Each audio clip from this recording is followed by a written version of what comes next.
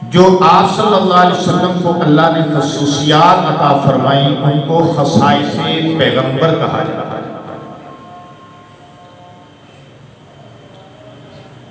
اس کا سلسلہ عالم ارواح سے بھی پہلے شروع ہوتا ہے اور اس کا اختتام عالم دنیا پر نہیں ہوتا بلکہ اس کا اختتام جنت میں جا کے ہوتا ہے۔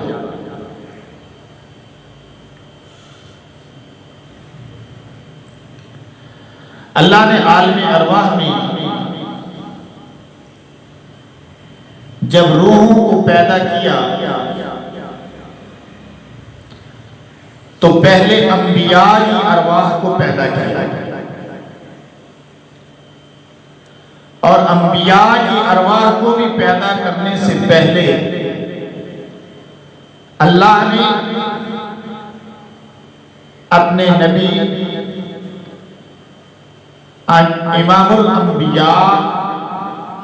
امام الانبیاء آمنہ کے در یتیم کی روح پاک کو پیدا کیا۔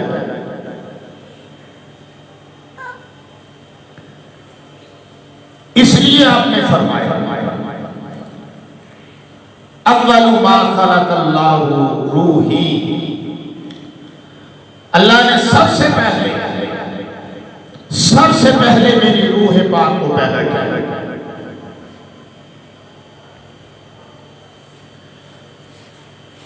تو تخلیق میں آپ کی اولیت ثابت ہو گئی۔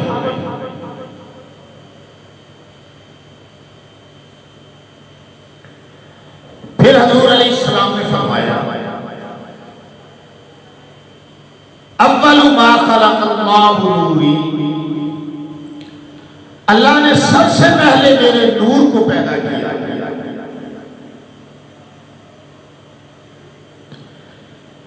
نور نبوت سمجھے یا نور وجود سمجھے،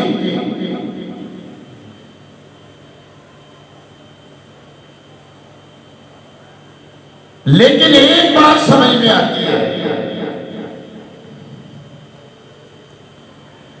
کہ آپ تخلیق میں بھی اول ہیں،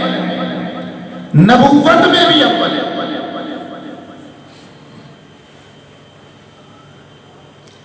اس لیے مولانا قاسم نانوتوی رحمت اللہ علیہ نے فرمایا، بانی دیوبند،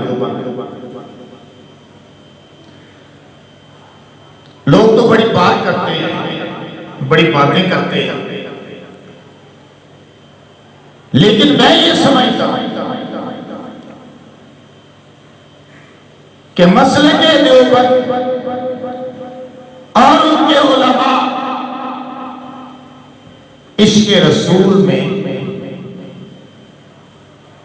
پوری طرح، عشق رسول میں پوری طرح فنا۔ اور اگر میں یوں کہوں تو یہ جانا ہوگا کہ فنا فی الرسول تھے جن علماء نے اس مسلک کی بنیاد رکھی۔ اگر ہم مولانا قاسم نانوتوی کے مشہور زمانہ اشعار کو دیکھیں تو عقل دنگ رہ جاتی ہے کہ نہ صرف اس میں انہوں نے شان نبوت کو بیان کیا ہے بلکہ اس میں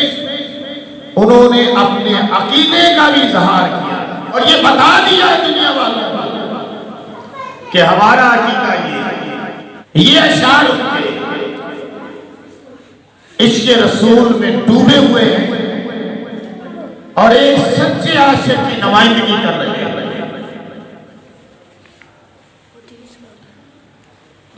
سب سے پہلے مشیت کے انوار سے فرماتے ہیں آپ مولانا قاسم نانوتوی رحمۃ اللہ، تو فرماتے ہیں کہ سب سے پہلے مشیت کے انوار سے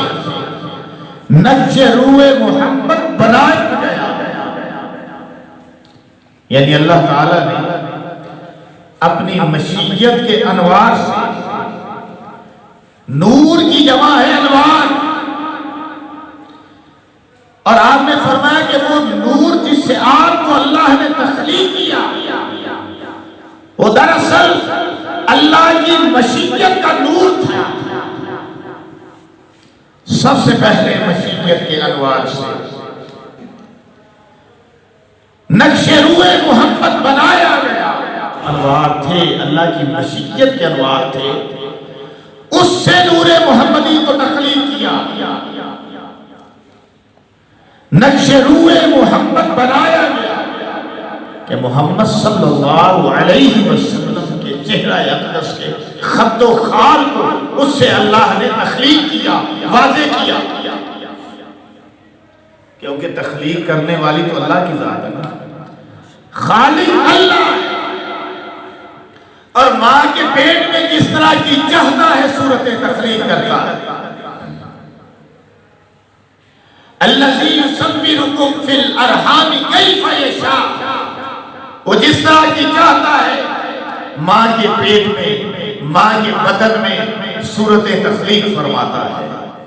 نشر الدین ان کی کتاب ہے چھوٹی سی, اس میں انہوں نے احادیث لکھی, اور احادیث کے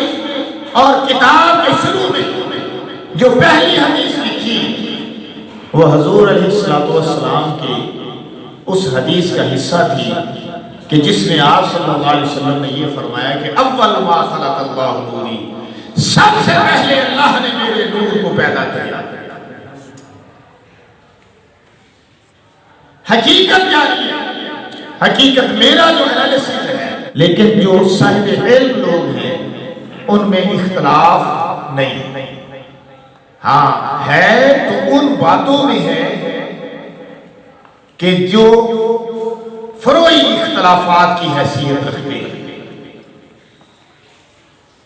جس کے پیچھے کوئی نہ کوئی ریفرنس آیت یا حدیث کا ہے اور اس کی تعبیر کا فرق ہے. علماء نے اس کی کسی عالم نے اس کی کوئی تعبیر لے لی, کسی عالم نے اس کی کوئی تعبیر لے لی. تو غور و فکر میں اختلاف ہے, لیکن صاحب علم جو ہے وہ چاہے کسی فرقے سے تعلق رکھتے ہوں, ان کا جو بڑے مسائل ہیں, جو عقائد کی باتیں ہیں, ان میں ان کا کوئی اختلاف ہے تو چھوٹے ذہنوں میں ہے, چھوٹے لوگوں میں, اور کم علم لوگوں میں ہے. بڑے لوگوں میں اختلاف اگر ہے تو اس کے پیچھے کوئی بڑا ریفرنس, بڑا حوالہ موجود ہے,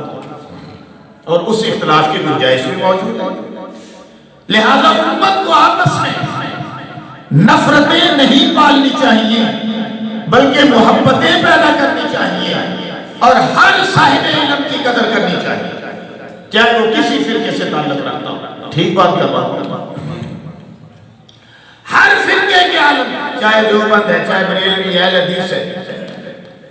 چاہے مالکی ہے, شافعی ہے, حنبلی ہے, حنفی ہے, کوئی ہے,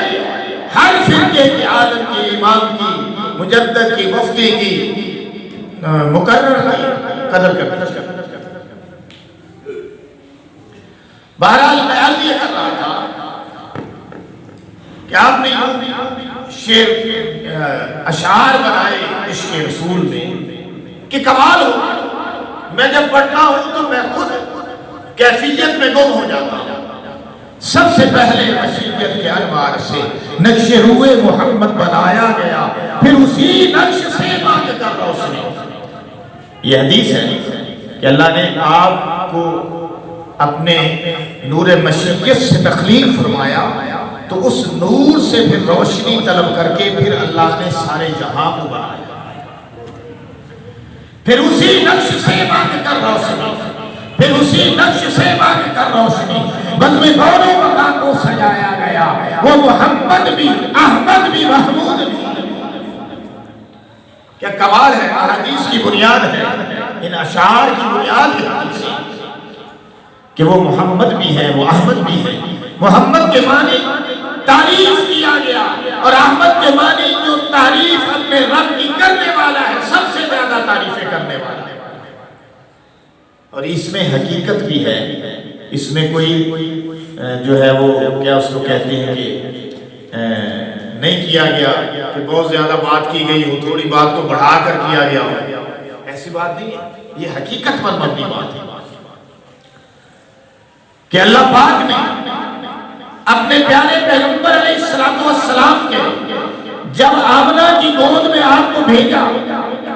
آپ کی ولادت باسعادت ہوئی، تو آمنہ کے دل میں جو اللہ نے نام ڈالا اس بچے کا،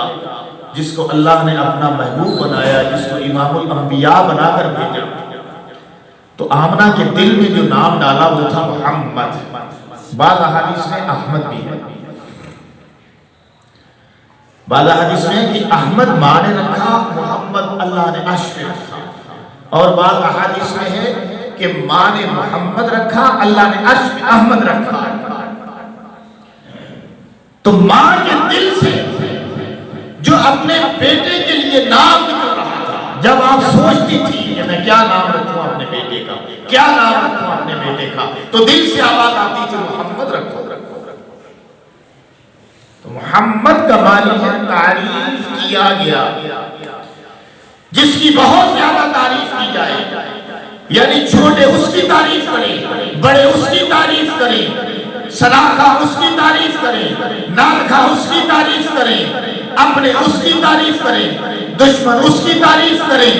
شہر والے اس کی تعریف کریں، ملکوں والے اس کی تعریف کریں، بلکہ میں سے آگے جاؤں گا، ہوائیں اس کی تعریف کریں، فضائیں اس کی تعریف کریں، برق و بارہ اس کی تعریف کریں، باد و بہارا اس کی تعریف کریں، سمندر دریا اس کی تعریف کریں۔ وہ محمد کائنات کے رب کے بعد جس کی تعریف ہے، جو تعریف کیا گیا ہے، وہ لفظ محمد ہے۔ اللہ نے اپنے پیارے محبوب کا نام ہی کو رکھوایا کہ تعریف کیا گیا، اور نام ایسا ہے کہ جب بھی کوئی اس نام کو ادا کرتا ہے، جب بھی اس نام کو کوئی اپنے ہونٹوں سے ادا کرتا ہے، تو اس کے دونوں ہونٹ مل جاتے ہیں، جو پیار اور محبت کی دلیل بن جاتے ہیں کہ اس پیغمبر کا نام اتنا میٹھا ہے کہ جب بھی تم ہونٹوں میں اس پیغمبر کا نام لاؤ گے تو تمہارے ہونٹ بھی مل جائیں گے، تمہارے دل میں بھی ٹھنڈک اتر جائے گی۔ مصر میں محمد، دوست بھی اس کی تعریف کریں، دشمن بھی اس کی تعریف کریں، پھر علماء اس کی تعریف کریں، اولیاء اس کی تعریف کریں، اصفیاء اس کی تعریف کریں، اتقیاء اس کی تعریف کریں، صلحاء اس کی تعریف کریں، خطباء اس کی تعریف کریں، صداقہ اس کی تعریف کریں، سارا جگ اس کی تعریف کرے، کائنات کا رب اس کی تعریف کرے، کہو سبحان اللہ۔ اور احمد اللہ نے رکھا عرش پہ۔ احمد کے معنی کہ جو اپنے رب کی تعریف سب سے زیادہ کرنے والا ہے۔ حالانکہ کائنات کے اندر تو ساری کائنات ہی اللہ کی تعریف کر رہی ہے، سورج چاند ستارے بھی اس کی تعریف کر رہے ہیں، اور سمندر دریا بھی اس کی تعریف کر رہے ہیں، اور چشمے جھرنے بھی اس کی تعریف کر رہے ہیں، پانی کے قطرے بھی اس کی تعریف کر رہے ہیں، اور آبشاریں بھی اس کی تعریف کر رہی ہیں، بہاریں بھی اس کی تعریف کر رہی ہیں، خوشبوئیں بھی اس کی تعریف کر رہی ہیں، پھول اور باغیچے بھی اس کی تعریف کر رہے ہیں، سبزے اور بوٹیاں بھی اس کی تعریف کر رہی ہیں۔ فَبِأَيِّ آلَاءِ رَبِّكُمَا تُكَذِّبَانِ، اس کی اتنی نعمتیں ہیں کہ ہم ان نعمتوں کو جھٹلا نہیں سکتے، ساری کی ساری اشیاء کائنات کی اس کی تعریف کر رہی ہیں۔ پھر آئیے ذرا دیکھیے اس طرح سے کہ آدم نے، جب اللہ نے آدم کو پیدا کیا تو آدم کو چھینک آئی، کہا الحمدللہ، تمام تعریفیں اللہ کے لیے ہیں۔ آدم بھی تعریف کر رہے ہیں، نوح بھی تعریف کر رہے ہیں، ابراہیم بھی تعریف کر رہے ہیں، شیش بھی تعریف کر رہے ہیں، ادریس بھی تعریف کر رہے ہیں، دانیال بھی تعریف کر رہے ہیں، یوشع بھی تعریف کر رہے ہیں، یونس بھی تعریف کر رہے ہیں، موسیٰ بھی تعریف کر رہے ہیں، عیسیٰ بھی تعریف کر رہے ہیں، اور اسماعیل علیہ السلام بھی تعریف کر رہے ہیں۔ سارا جگ اس کی تعریف کر رہا ہے، اور پھر سارے پیغمبر بھی اس کی تعریف کر رہے ہیں، لیکن ان سارے پیغمبروں کی تعریفیں ایک طرف، اور ذروں ذروں کی تعریفیں ایک طرف، قطروں قطروں کی تعریفیں ایک طرف، پتوں پتوں کی تعریفیں ایک طرف، درختوں درختوں کی تعریفیں ایک طرف، سمندروں سمندروں کی تعریفیں ایک طرف، ہواؤں ہواؤں کی تعریفیں ایک طرف، فرشتوں فرشتوں کی تعریفیں ایک طرف، ساری تعریفیں کائنات کی انبیاء سمیت ایک طرف، اور میرا پیغمبر جنگ بدر میں سر سجدے میں رکھ کر کہتا ہے سبحان ربی الاعلیٰ، سب سے بڑھ گئی، وہ تعریف سب سے بڑھ گئی، اس لیے کہ اللہ نے نام ہی رکھ دیا احمد، کہ جو سب سے زیادہ اپنے رب کی تعریف کرے۔ اچھا یہ بات یہاں ختم نہیں ہوتی کہ دنیا میں تو آپ نے تعریفیں کی، بدر میں تعریف کی، احد میں تعریف کی، خندق میں تعریف کی، ہر جگہ پہ تعریف کی، نماز میں تعریف کی، جنازہ میں تعریف کی، تکبیر میں تعریف کی، قرآن میں تعریف کی، اپنے فرمان میں تعریف کی، ہر جگہ پہ اللہ کی تعریف کی۔ الحمدللہ رب العالمین، تمام تعریفیں اللہ کے لیے ہیں جو کائنات کا، عالمین کا رب ہے، عالمین کا پالنے والا ہے۔ یہ تو دنیا کی تعریفیں ہیں نا، لیکن آپ نے فرمایا کہ جب قیامت قائم ہوگی ساری کائنات پریشان ہوگی، کائنات کے افراد پریشان ہوں گے، اربوں خربوں کی تعداد ہوگی، پریشان انبیاء کے پاس جائیں گے، لیکن کوئی بھی ان کے ساتھ چلنے کے لیے، رب کے دربار میں سفارش کرنے کے لیے تیار نہیں ہوگا۔ آخر وہ حضور علیہ السلام کے دربار اقدس میں حاضر ہوں گے، حضور علیہ السلام لواء الحمد کا جھنڈا لے کر، لواء الحمد کا جھنڈا لے کر، لواء الحمد کا جھنڈا لے کر، کیا مطلب؟ اس لیے بار بار کہہ رہا ہوں، لواء الحمد کا جھنڈا لے کر، اللہ کی تعریف کا پرچم لے کر اٹھ کھڑے ہوں گے، کہو سبحان اللہ، اللہ کی تعریف کا پرچم لے کر اٹھے۔ لواء الحمد کا جھنڈا صرف اور صرف میرے اور آپ کے نبی امام الانبیاء کو ملا ہے، کسی اور کو ملا؟ یہ بھی آپ کی خصوصیت ہے۔ شفاعت کبریٰ آپ کو ملی، لواء الحمد کا جھنڈا آپ کو ملا، اور لواء الحمد کا جھنڈا لے کر آپ کھڑے ہو جائیں گے، آگے آگے آپ ہوں گے، پیچھے پیچھے ساری خلقت آدم علیہ السلام سے لے کر قیامت میں آنے والا آخری انسان، اس تک سب پیچھے ہوں گے۔ آپ اپنے رب کی تعریف کرتے جائیں گے، آخر عرش کے سامنے آئیں گے، عرش کے سامنے جب آپ پہنچیں گے تو سجدہ ریز ہو جائیں گے، کئی دنوں تک آپ سجدہ کریں گے، 3 دن یا 7 دن آپ سجدے میں گزاریں گے، اور آپ کا فرمان ہے کہ میں اللہ کی تعریف کروں گا، تعریف کرتا جاؤں گا، تعریف کرتا جاؤں گا، تعریف کرتا جاؤں گا، حتیٰ کہ میرا رب مجھ سے راضی ہو جائے گا، اور یہ وہ تعریف ہوگی جو میرے رب نے مجھے آپ سکھائی ہوگی، کہو سبحان اللہ۔ یہ وہ تعریف جو میرے رب نے مجھے آپ سکھائی، آخر اللہ کی طرف سے اذن ہوگا، اللہ کی طرف سے آرڈر ہوگا، اللہ کی طرف سے امر حکم ہوگا، ارفع رأسک یا محمد صلی اللہ علیہ وسلم، اے محمد، اے ہمارے محبوب، سجدے سے سر اٹھائیے۔ آپ سجدے سے سر اٹھائیں گے تو اللہ سوال کریں گے کہ آپ کیا چاہتے ہیں، آپ کیا سوال کرنا چاہتے ہیں، سوال کیجئے پورا کیا جائے گا۔ آپ فرمائیں گے یا اللہ یہ ساری مخلوق آج پریشان ہے، اس لیے پریشان ہے کہ ان کا حساب شروع نہیں ہو رہا،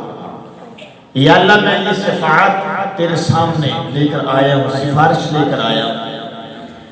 کہ یا اللہ اس مخلوق کا، ان انسانوں کا، یا اللہ اپنے بندوں کا حساب شروع کر، یا اللہ اپنے بندوں کا حساب شروع کر۔ اللہ فرمائیں گے آپ کا سوال پورا کیا جائے۔ پھر آپ سنتے رہتے ہیں کہ اللہ فرمائیں گے لائیں آپ سب سے پہلے حساب کے لیے کس کو پیش کرتے ہیں، آپ پیش کریں، آپ پیش کریں۔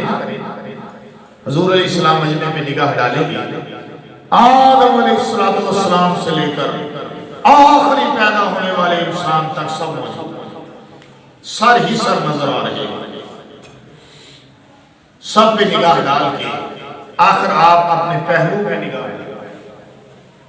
جب اپنے پہلو میں دیکھیں گے تو ابوبکر صدیق کھڑے ہوئے ہیں، دائیں طرف ابوبکر صدیق کھڑے ہوئے ہیں، عمر فاروق کھڑے ہوئے ہیں، ساتھ عثمان غنی کھڑے ہوئے ہیں، ساتھ علی المرتضیٰ کھڑے ہوئے ہیں، کہو سبحان اللہ۔ پھر پیچھے سارے اصحاب ہیں، پیچھے سارے آئمہ ہیں، پیچھے سارے اولیاء ہیں، اصحاب کے ساتھ یہ حسن و حسین بھی کھڑے ہوئے ہیں، پھر پیچھے اولیاء ہیں، علماء ہیں، اشیاء ہیں، اتقیاء ہیں، پھر امت کے افراد۔ آپ ابو بکر پہ نگاہ ڈالیں اور ابو بکر کو ہاتھ سے پکڑ کر اللہ کے سامنے کر دیں گے، اللہ اس بندے کا حساب لے لے۔ اللہ فرمائے گا ساری عمر ساری زندگی اس نے مجھ سے حساب نہیں کیا، آج میں اس سے حساب کیسے کروں؟ اصحاب پاک مصطفیٰ کو حق نے کیا جگر دیا، باہر قوم بے دھڑک سب نے مال و زر دیا، مگر عائشہ کے باپ نے دیا تو اس قدر دیا، خدا رسول کے سوا جو کچھ تھا لاکھ تھا۔ جب جنگ تبوک میں حضور علیہ السلام نے سامان مانگا تھا، مال مانگا تھا کہ جنگ کے لیے ضرورت ہے، تو سب نے دیا۔ عمر فاروق نے آدھا حصہ دیا گھر کا، اپنا کل سامان کا آدھا حصہ دیا، حضرت عثمان غنی نے بے شمار دیا، بے حساب دیا، 100 اونٹ دیے، نانوں سے بھرے ہوئے دیے، زیتون سے بھرے ہوئے دیے، اور بے شمار ساز و سامان بہت زیادہ۔ حضرت ابوبکر صدیق رضی اللہ تعالیٰ عنہ گھر گئے اور گھر کا سارا ہی سامان اٹھا کے اور آ کر پیغمبر کے قدموں میں ڈھیر کر دیا، اور جب گھر کا سارا سامان سمیٹ رہے تھے تو سارا سامان سمیٹ لیا، باندھ تو دیواروں پہ ہاتھ مار رہے تھے۔ پوچھا کسی نے کہ آپ دیواروں پہ کیا ہاتھ مار رہے ہیں؟ کہنے لگے کہ میرا خیال تھا ادھر کوئی سوئی ہے، وہ بھی نہ رہ جائے، وہ سوئی بھی میں سامان میں رکھ چھڈی سوئی بھی نہ جس نے گھر دے اندر، چھڈی سوئی بھی نہ جس نے گھر دے اندر، ایثار دیا کیا بات ہے۔ اس کا ایثار تھا کہ کمال تھا کہ ایک سوئی بھی وہ اپنے گھر میں نہیں چھوڑتا۔ اس لیے کہا کہ اصحاب پاک مصطفیٰ کو حق نے کیا جگر دیا، باہر کون بے دھڑک سب نے مال و زر دیا، مگر عائشہ کے باپ نے یعنی صدیق نے، عائشہ کے باپ نے دیا تو اس قدر دیا، خدا اور رسول کے سوا جو کچھ تھا لاکھ۔ تو آپ پیش کریں، اللہ سلام کہیں گے، یقین مانے حدیث میں اپنے پاس سے نہیں کہہ رہا، اللہ سلام کریں گے۔ پوری انسانیت میں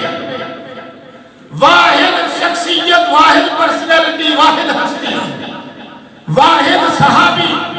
ابو بکر صدیق ہے کہ میدان محشر میں جس کو سب سے پہلے اللہ سلام کرے، پھر کلام کریں گے علیہ السلام۔ سبحان اللہ، کیا ہستی۔ تو عرض میں یہ کر رہا تھا کہ حضور علیہ السلام کی شان اقدس پوری طرح وہاں ظاہر اور ثابت ہوگی نا۔ احمد سے بات چلی تھی کہ آپ نے ایسی تعریف کی اپنے رب کہ اللہ کا جلال ٹھنڈا ہو گیا، ایسی تعریف کی کہ اللہ کا غصہ ٹھنڈا ہو گیا، ساری انسانیت پریشان تھی۔ حضور علیہ السلام نے شفاعت کی، اللہ نے حساب شروع کر دیا۔ تو یہ احمد کا مطلب وہاں جا کے پورا ہوتا ہے۔ دنیا میں تو جو آپ تعریفیں کرتے تھے وہ تو کرتے تھے، جب سجدے میں سر رکھ کر سبحان ربی الاعلیٰ کہتے تھے، ساری کائنات کی کہی ہوئی سبحان ربی الاعلیٰ ایک طرف اور میرے محمد کی سبحان ربی الاعلیٰ کہی ہوئی ایک طرف۔ اس لیے فرمایا کہ اللہ نے مجھے لواء الحمد عطا فرمایا۔ اس لیے مولانا قاسم نانوتوی نے فرمایا کہ وہ محمد بھی، احمد بھی، محمود بھی، حسن مطلق کا شاہد بھی، مشہود بھی، اپنی صفات میں وہ غیر محدود بھی، ظاہراً لوگوں میں اٹھایا گیا، وہ تو ظاہراً ان پڑھ لوگوں میں اٹھایا گیا، ورنہ اس کے علم، اس کا فہم، اس کی عقل، اس کی ادراک، کائنات میں اس کا مقابلہ کوئی نہیں۔ تو تو ظاہر نبیوں میں اٹھایا گیا.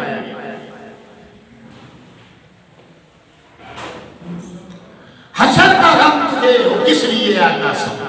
آخری شعر بیچ میں اور بھی بڑے ہیں لیکن اب وقت نہیں پھر کسی وقت. حشر کا غم تجھے کس لیے ہو اے قاسم, میرے آقا ہے وہ, میرے مولا ہے وہ. پھر اپنے آپ میں مخاطب کر کے مولانا قاسم نانوتوی بانی دارالعلوم دیوبند فرماتے ہیں اپنے آپ میں مخاطب کر کے کہ حشر کا تجھے غم کس لیے ہو اے قاسم, میرے آقا ہے وہ, میرے مولا ہے وہ,